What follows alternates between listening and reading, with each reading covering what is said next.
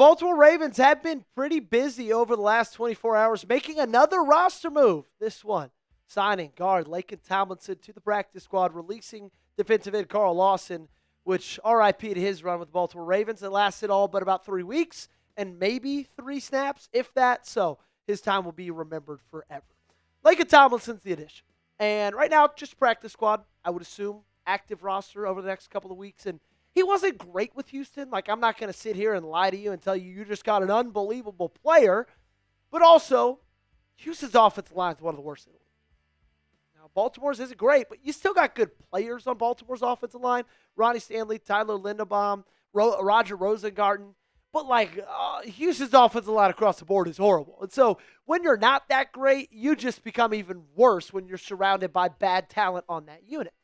And, even with that fact, give me anything in the entire world at this point. Hell, I'll take, if you want to sell me those statues on Easter Island to stick at right guard, I would pay $3 million for one of those for the Baltimore Ravens right now.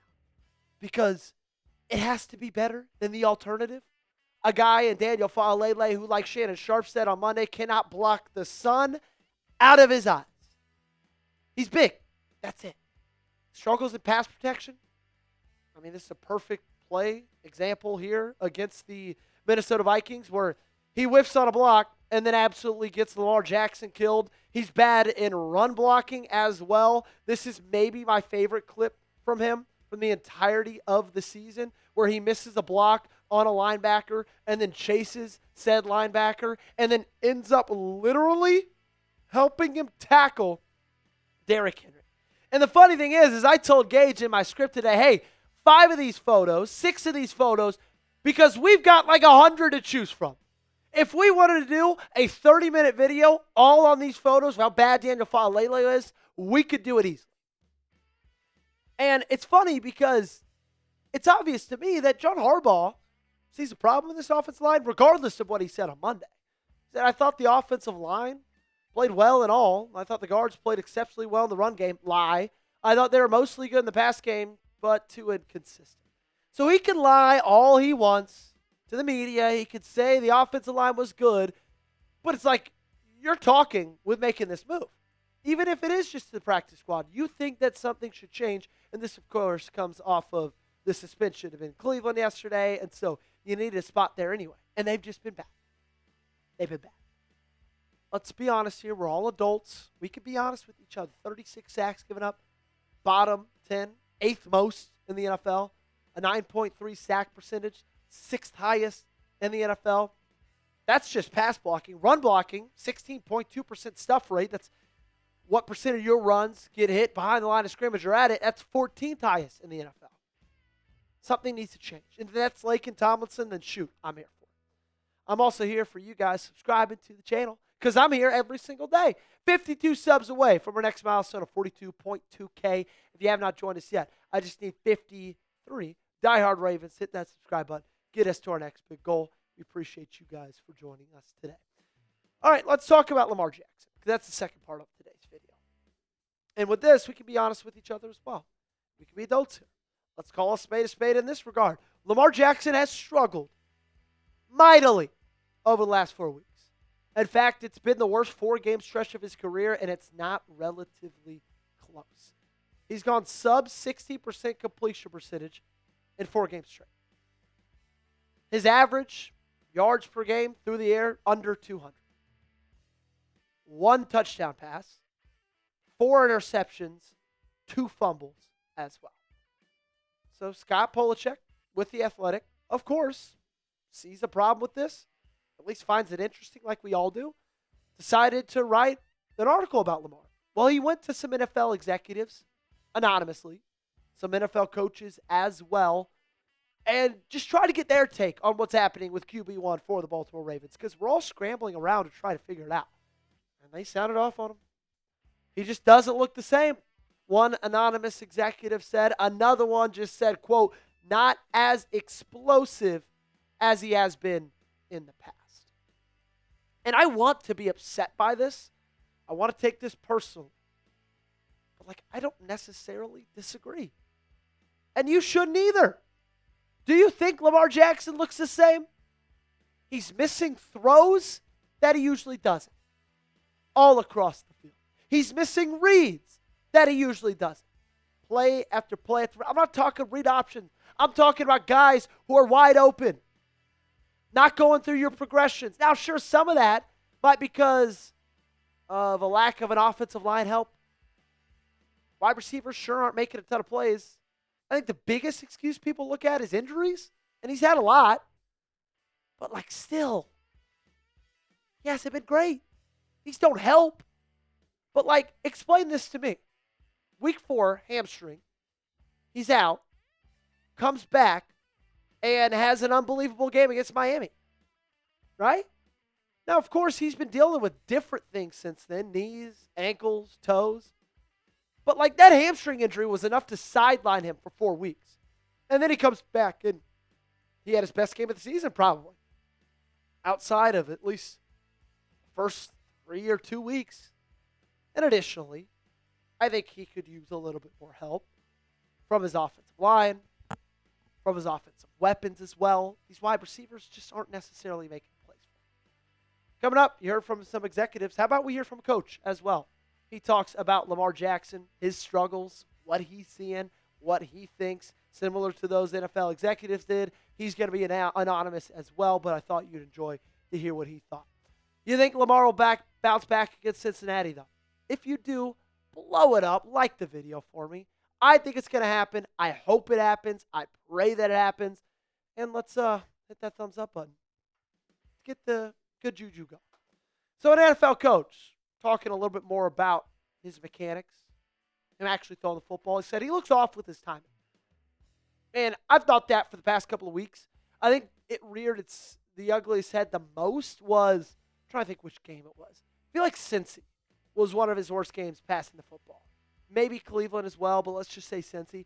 And after that game, I said he needs quick passes to get into a rhythm, and I frankly still believe he needs more short area passes, short yardage passes to just get into a groove, get some completions going, get the ball moving. And it's Monken's job to get him out of this. Sure, it's his to pull himself by his bootstraps, start playing better football, MVP football, $50 million a year football. But his offensive coordinator should see what he's going through and be like, okay, we need to just get a design going offensively to get you in a rhythm earlier in this ball. And that starts, in my opinion, with short yardage throws. If you look at the average depth of target over the last 3 weeks, 11.4 yards in week 12, 12.1 yards in week 13. Week 14 was a big improvement, down 2.5 yards from the week before it. But still, I wouldn't mind seeing a number in the Bo Nix range. Low 8s. Hell, let's go Bo Nix rookie year. High 7s. But then it's also the wide receivers to make plays. They catch the football. It's not his fault Rashad Bateman dropped that on 4th and 2. And it's not his fault Lamar Jackson dropped that on 3rd and 2. It's not his fault Mark Andrews stuck his hand out when the ball was originally intended on 4th down to go to DeAndre Hopkins. In the last 3 weeks, this wide receiver corps has had an average of 7.6 drop rate over the last 3 ball games. Now, hopefully that changes if they use DeAndre Hopkins more, which we talked about yesterday because John Harbaugh talked about it on Monday. Said I'd like to be using DeAndre more. I don't think he's at the stage of his career where he's going to play every play. We talked about this, trying to be intentional about him being out there for specific purposes to do the things that he does well. Let's get him involved more. We really need to try to do that. We have been trying to do it. We can do it. It hasn't fallen for us. I still believe he's going to make plays for us that are going to matter. Now, I do think this will help a ton because DeAndre Hopkins on the season, 0 drops. DeAndre Hopkins is your most sure-handed wide receiver. Coming up, let's talk about who has the edge, Baltimore, Cincinnati. We've done this already a couple of weeks ago when these teams played, but things have changed. So stick around to hear what I'm talking about. Also, make sure, if you're going to leave, go to Prize Picks, download the app, use our code CLNS, get $50. All you got to do is play $5. It's the holiday season. And Prize Picks is the best place to get in on all of the action, ladies and gentlemen. It's the best time of the year for sports, bowl games, basketball matchups, playoff pushes. It's all happening at once. And while you and I are out here making decisions every day, what gifts to buy, what to eat, which game to watch, there's one place where it feels good to be right. That's Prize Picks. Prize Picks now has early payouts. If your lineup gets off to a hot start, you may now have the option to cash out those winnings before the game even finishes. On Prize Picks, how you play is up to you. If you want flexibility, choose Flex Play. But if you want the biggest payouts, go for the Power Play.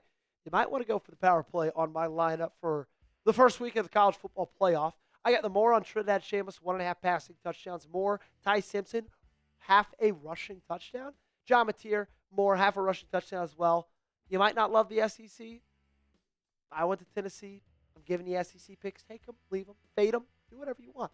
Download the Prize Picks app today. Use code CLNS to get $50 in lineups after you play your first $5 lineup. That's code CLNS to get $50 in lineups after you play your first $5 lineup. Links for promos in the comments and description of today's video. Prize Picks, it's good to be right. For the end of today's show, we're going to go down every single position group. I'm going to tell you who has the edge, starting with the offense, then going over to the defense, and actually starting with the head coach. I'm going to say this one's a push. And, guys, we're going to roll through this one pretty quickly. So, look, both coaches want their guys fired. I think John Harbaugh's a better leader, maybe, but I think Zach Taylor probably has schematic advantage over John Harbaugh, but they both suck, for being honest. QB, I'm going to go Cincinnati. A couple weeks ago, I said Lamar Jackson, but Lamar Jackson got outplayed at home by Joe Burrow, and Lamar Jackson really hasn't been looking great over the last 4 weeks like we've talked about. So, unfortunately, I'm going to go with Joe Burrow. Running back, Ravens. Chase Brown doesn't scare me. Derrick Henry should scare you. Simple, easy as that. Wide receiver, I'm going to give the edge to the Bengals, whether or not even T. Higgins is playing, which I doubt he will. Jamar Chase. That's really all I have to say. Best wide receiver in football. Offensive line, I'm going to go Bengals as well. Look, theirs sucks, but it probably doesn't suck as much as the Ravens does. As long as Daniel Falele's on the field, I'm probably going to go every other offensive line in the NFL. Defensive line, I'm going to go push. They both suck. Oh, this is funny. Are you sensing a trend between these two teams? They both can't get the passer to save their lives. Linebacker, cornerback, and safety, though, we're going to round out this whole defense side of the football. I'm going to give the edge to the Baltimore Ravens in every single one of those senses. Linebackers better in Baltimore. Cornerbacks better in Baltimore. Safeties definitely better in Baltimore as well. Hopefully they're going to be able to make some plays, make some stops, and get the win on Sunday. Make sure you got me followed on socials, Twitter, Instagram, same handle, both platforms. Subscribe to the channel, youtube.com/RavensTV.